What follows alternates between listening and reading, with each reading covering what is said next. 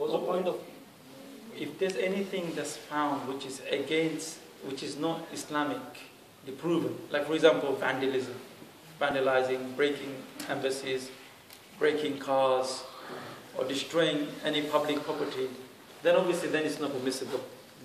It's how it's done. If it's controlled and it's organized, like for example, sometimes they say peaceful march. I give you example. You know what's happening in Newham?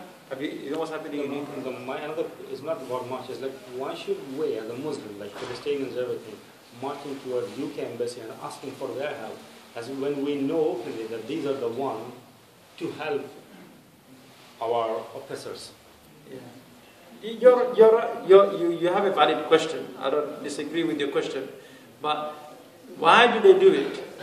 That you'll have to ask the main person who's in charge of the demonstration. You'll have to ask them what is his points. In what points? Everyone will have some points, from which he's got some aims or goals that he can achieve from this. With that goal or with that achievements, it's waste of time, isn't it? We know that for a fact. If there's not going to be no benefit. So if there's any benefit in this, then I would say the reason why I say some. When I don't mean every single march, every single protest is right. Some can be right, depending on how it's organized, who's organizing it, how it's controlled.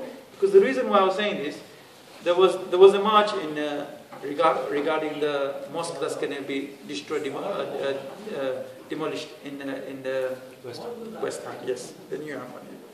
Because I live in Newham as well, so I was invited to meetings of those brothers who was organizing this demonstration, the protests.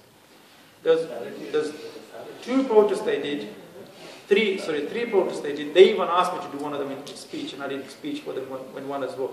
Okay, and before they went, the main people who were in charge, they had bibs on. Okay, they had lots of brothers helping out. These brothers were strictly told, and also announcements was made in the masjid as well, that these are peaceful march. Our aim is not to go there and cause any harms to any public or anyone, just to show the voice that we are not happy with this situation, masjid is getting demolished. So that these people, politicians, this is why I'm coming to objective now. What's the objective of that? Politicians understand there's a group of people, they're not happy with it, so next time when the vote time comes, it's not going to get votes. That's the whole reasons. So when they have objective like that, strategy like this, then in that situation, then it is advisable to go to that. Because there's actually strategy there, and there's like, then again, same time as well, because Muslim, we don't want some youngster going on his free will and going on and kicking someone in for no reason. Because that's going to give us bad impression as well.